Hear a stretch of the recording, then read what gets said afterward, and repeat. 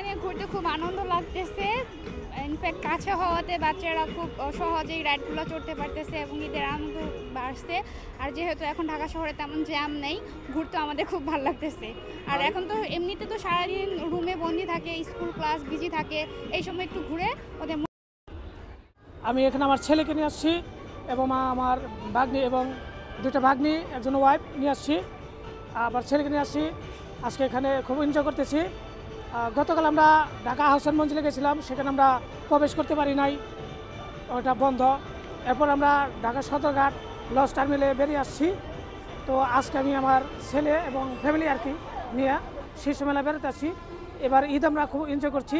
শীর্ষ মেলাতে এসে আমরা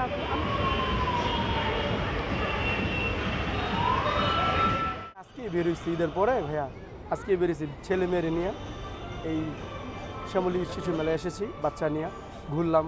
ওরা উঠলো, আরেকটা আইসে উঠলো, ওদের আনন্দ দেখে আমার আনন্দ লাগতেছে। এই যে দিনটা অনেক ভালো কাটছে, অনেক সুন্দরভাবে কাটছে, অনেক ভালো কাটছে। লম্বা ছুটি গেছে যা সবসময় আর অনেক জায়গায় কিরকম মজা করেছো? অনেক মজা করছি। সাথে কে কে ছিল? আমার আব্বু। আম্মু আব্বু ছিল? অনেকদিন পর বাসা থেকে বের হয়েছে না প্রতিদিনই বের হও? অনেকদিন পর। অনেকদিন পর বের হয়েছে। আচ্ছা বলো, আজকে কি কি করলে? আজকে আমরা অনেক মজা করেছি, আজকে আমরা অনেক রাইডে উঠেছি।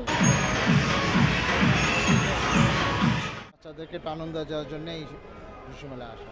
একজন পিতা হিসাবে এটা খুবই ভালো, কিন্তু আরও কিছু রাইডার হলে আরও ভালো হতো।